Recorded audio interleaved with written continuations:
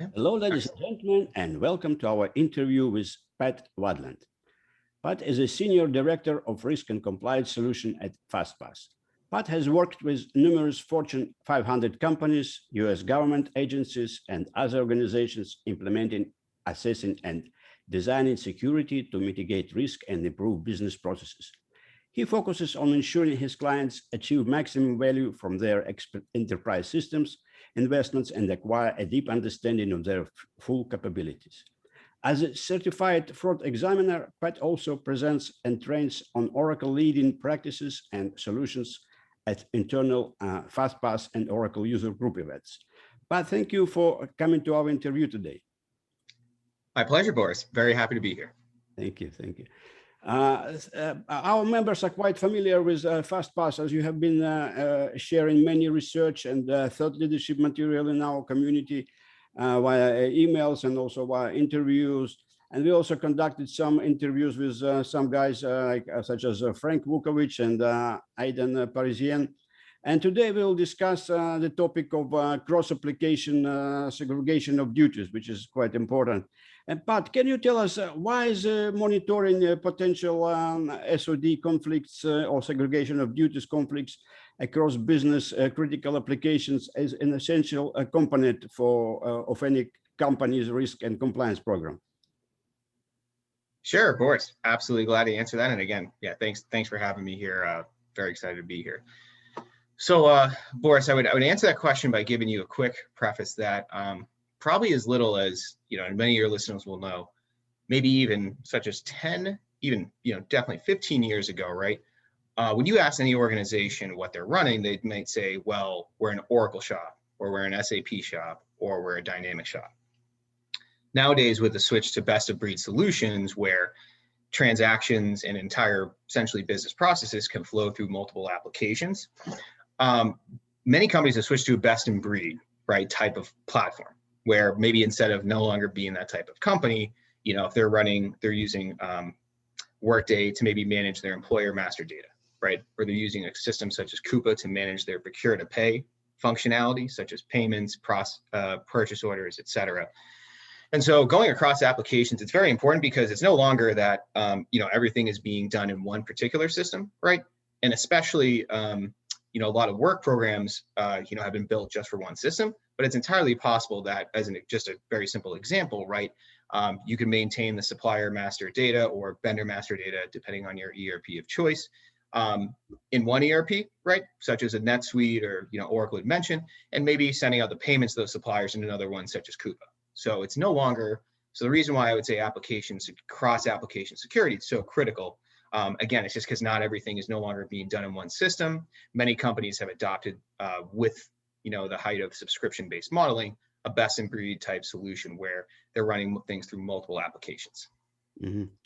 All right. So besides maintaining the vendor master in one system and processing payments in the other one, what are some common cross-application conflicts of segregation of duty conflicts that you've seen at organizations?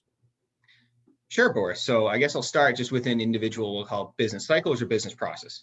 So at Hire to Retire, there was one organization I was working for, leading transportation management company, where they had been using Oracle Business Suite to run most of their major functions, but then they were transitioning some of those into the Oracle Cloud or Fusion ERP and HCM applications. So what they were doing is they were still processing their payroll in Oracle, but this can also be applied not just Oracle, right? So let's say you were still processing your payroll in a NetSuite, Dynamics, any Dynamics ERP such as 365 F&O, AX, or Great Plains, or SAP, and then you could still maintain the employee master data in a system such as Workday, right?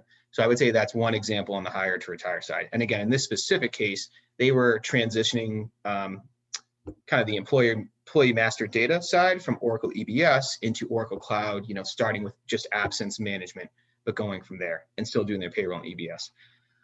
Another one I would say within order to cash, perfect example, right? Salesforce, very common CRM system that a lot of companies use. So it's entirely possible that you could be booking a sales order or maintaining customer master data in Salesforce and issuing the AR invoice associated with that sales order or the appropriate customer. Same thing in a maybe a larger enterprise ERP, such as D365 F&O, NetSuite, SAP, and so on. So I would say those are two common examples, again, that at least I've seen with organizations. And going back to within, again, procure to pay is a larger one because I think the payment side gets a lot of attention. So again, in addition to maybe not just supplier master data and payments, but a company could be using, again, Coupa, maybe to also do their purchase orders. This is what I came across with a leading cybersecurity firm. And then they were still processing their payments in NetSuite. So I would say those are just three common examples across hire to retire, order to cash, and procure to pay. Okay, fantastic. So I would like to hear your personal opinion with regards to this segregation of duty sphere. What is a commonly held belief or biggest misconception in this field that you strongly disagree with? Yeah, sure. So again, could you say biggest misperception amongst? Would you mind repeating that again? Biggest misconception in the field of what you're talking about in the field of segregation of duties. Got it. I see. Thank you. Yes. So I would say the biggest, honestly, Boris, the biggest misperception I think is that for whatever reason, and I don't think it's driven by any one particular field or company or industry. I think the biggest misperception, Boris, honestly, is when you hear segregation of duties, companies seem to think they don't need to start at the granular level. They say, okay, well, what roles, right? We'll just, like you said, term might be different for ERP. So if you tell your listeners I'll use agnostic terminology. So I'm just going to use roles to mean, let's say, responsibilities in EBS, work security groups in Workday. I'm just going to use role as maybe the first item they get. But to answer your question, I think the biggest misperception is they think that, okay, if we segregation of duties across roles, then we're in good shape. And that is not the case. And the major reason being behind that is, as I'm sure maybe your listeners will have already understood, is that what drives the segregation duties conflicts, it's not the name of the role that's going to provide the access, right? It's going to be the underlying, what we call in our Fastpath tools, the security objects. But again, depending on your ERP dynamics, you're talking about the underlying menu item displays, menu item actions.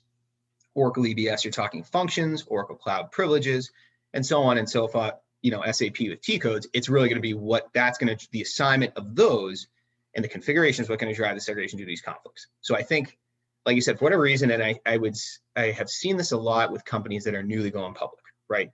And I think it's just because for whatever reason, end users are more familiar with the role name. So they know what the role does, right? They may see, AP clerk or an AP manager, and they say, oh yeah, well, that's usually what Susan or Bob gets to, issue invoices or issue payments without really knowing the underlying security objects underneath them. So point is, again, the misperception I would say is that segregation of duties needs to be done on the role level, when in fact, you need a tool such as ours at Fastpath that will give you that deep interrogation of the underlying security objects that are going to, so you need to look at that level. And a lot of that has been driven by, again, SOX, like whatever, a lot of it, the transition is going from higher level to that deeper. So to these companies' defenses, and I've seen it, they may have been able to pass SOX with only looking at the role level.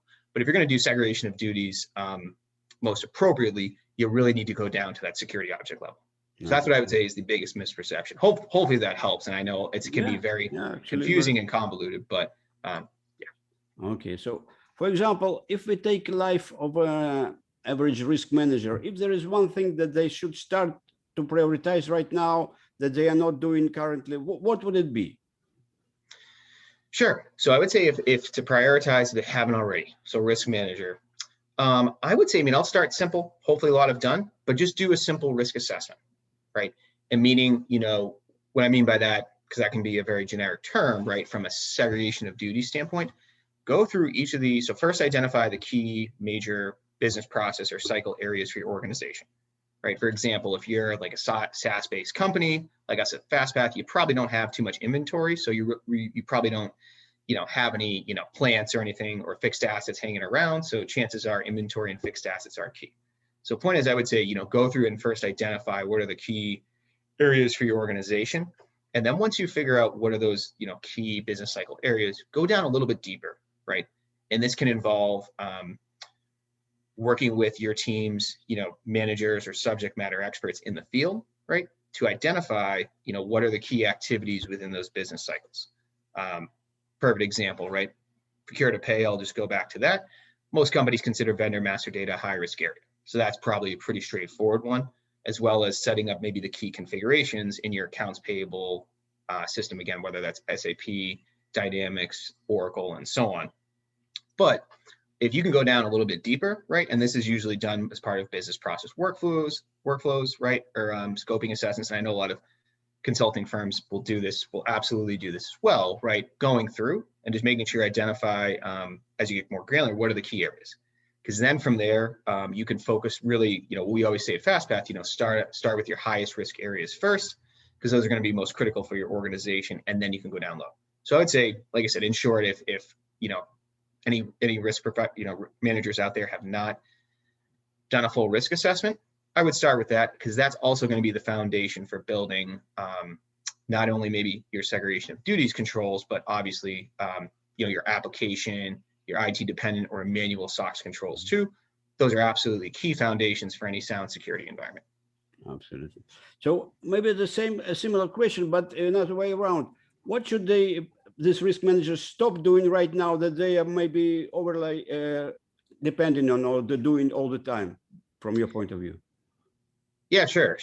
So I would say maybe the first thing I would say is if they're doing this, and again, I'll provide an example, because obviously I'm not sure what all of your audience is doing, but I'll say two things. One, if they're relying maybe on IT to design security or input from there, this is, I'd say, a very common, maybe back to your first question, Boris, misperception as well, right? Let's say a company is deciding to implement a new ERP or any system in place, right?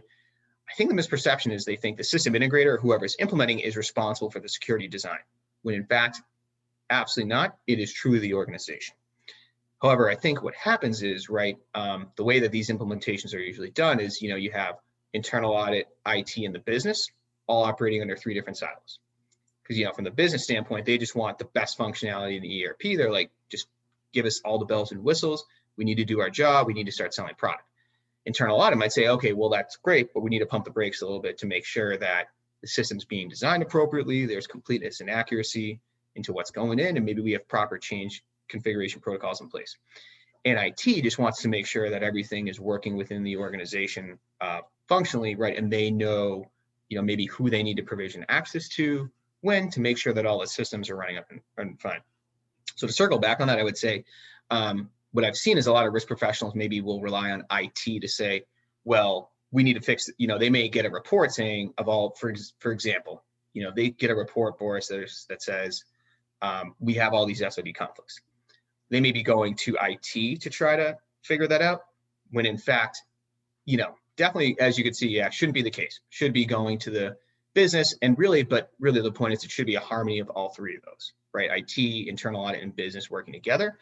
Just for whatever reason, I think IT unintentionally gets bucketed with trying to help, maybe, like you said, and when I mean design security, that'd be like changing the granular configurations of a role, right? So changing maybe a menu or a duty role, really complex security elements that shouldn't just be done in IT. Yes, IT may actually make the changes, but in terms of the architecture, that really needs to come from the business. So I would say, number one there, definitely make sure they're leveraging the business more when they're talking about improving security. So I'd say that's definitely a top item. There was one other item, I'm sure I'll think about it, but that's what I would say is probably definitely the top item I've seen, again, just from my experience working with a lot of these organizations. Okay, fantastic. So maybe without dropping the names, it will be interesting to know what you or your team have recently achieved that you are really proud of. Yeah, sure, absolutely. So I would say from our standpoint, again, for overall product, we've recently developed, so even though it's specifically for one ERP, which is Oracle E-Business Suite, this is definitely on our roadmap for future ERPs as well, which is what I would call a transaction controls monitoring, or TCM module. And specifically, I'm proud of this, Boris, because not only, are you able to get reports showing, who has the potential to violate or has the access to violate certain segregation of duties controls, But a lot of these, and again, specifically for Oracle Business Suite, it'll tell you who actually violated certain SOD controls. And I think that's very important because not only, right now, I think the industry is shifting, Boris, where we're not talking just about, it's going to go from, okay, great, now we see who has access, right? But now it's going to shift towards, okay, who actually did violate those controls? And that's, I would say, number one question we get all the time here at Fastpath, as I'm sure your listeners do. Well, Pat, listen, I've got this report that has maybe a few hundred users that I know could have violated an SOD. That's great, I'll go research them. But I need to know, I don't care as much about that. I want to know who actually has violated control and what if we need to correct anything. And this transaction controls monitoring solution will do that, and also interrogate for certain transactional anomalies like duplicate AP invoice payments, user suppliers that have been updated in certain time periods, such as the last 30 days. So again, we're hoping to get that out, obviously, in the very long term for all of the ERPs, but I would say that's the top one we're proud of. And then, that's I would say is what we're probably most proud of. And then the continuous enhancements to all of our other core products, such as the access certifications, which helps to automate the user access review solution. And now, see, Boris, I told you, remember, that's the second item for your risk professionals to think about as well, is if they're relying on a lot of manual reports from whichever ERP or system they're using to get user access or something, use a solution, use an automated solution, just because, especially as the organization grows and they get more systems, that's where the industry is going. And again, we have a very nice, robust solution specifically at Fastpath to help with that, right? Not just the segregation of duties, but to automate user access reviews and configuration change tracking. So the transaction monitoring is a big game changer, though. I would say that's the number one thing I'm definitely most proud of. All right. Okay. So what you guys envision as the next step in the evolution of cross-application SOD monitoring, and why should organizations care? Perhaps maybe it's interesting to hear for your opinion. Sure. So Boris, I'm absolutely glad you asked that, and I'll answer with this. So the next evolution, so as I mentioned, going on and to pivot off the transaction monitoring. So I think what you're going to see, right, and to give a little context here for your listeners, right, think about going back to maybe 10, 15 years ago when a company did a normal, wouldn't go, not the financial statement audit, Boris, but the internal controls audit, right, or the ICFR audit, right? Most of the time, your external audit will come in and say, okay, we're going to sample maybe just a quick, not take your entire population of transactions, but take a subset and to make sure that the controls are working and in place properly, right? Or point is, it's all sample-based modeling. Very recently, right, I know and going back on the financial audit side, some firms have gone to developing systems where my point is they're not just taking samples of maybe journal entries, they're able to take the whole population of journal entries and audit those. So on that note, for context, where I think where the industry is going from an audit standpoint, it's no longer going to audit to sample. I think it's shifting much more and more to, okay, can we look at entire populations of not even transactions? I would say, the change management side is a, very common request that a lot of firms I know will fight back external audit when they say, hey, we need to see a list of all the changes that were made in your SAP or Dynamics environment within the past fiscal year. So on that end, I think the next evolution is going to be, again, within regards to not only right now we're at the stage of cross-application access segregation of duty monitoring. I think the next one's going to be the cross-application transaction monitoring, right? So perfect example, let's take that. If you have a conflict of who can maintain the vendor master, we'll say that's in NetSuite, and who can issue payments to those vendors. Let's just say that's done in Coupa. Who can actually do that, maintain the vendor master in NetSuite, and who maybe did it for a supplier, and who could process a payment in Coupa.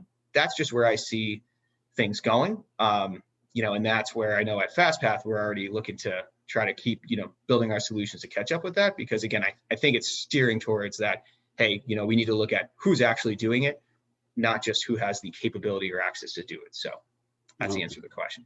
Fantastic. So let's finalize. If someone who is listening to this interview would like to walk away with one or two major takeaways, what would it be? Yeah, sure, absolutely. So first takeaway, I would say, make sure whatever you're doing from a process standpoint, whether you're using a tool like Fastpath or if you're still doing manually, but you have a sound process, okay.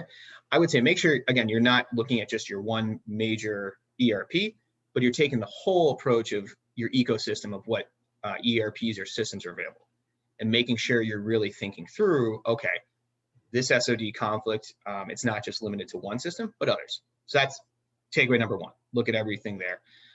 Second, right, look at tools to help automate these processes, right? Because I think that is the direction where whoever your external auditor is, right, they may, again, have work programs for one single ERP, but they're also getting smart as well. And they're going to be developing, I think, some of these same type of methodologies where, they're going to be asking you, okay, great. Well, if you, again, let's say you have two systems and you're doing maybe, employee master data in one and processing payroll in the other. Okay, show us not only who has access to the payroll side, but employee master data.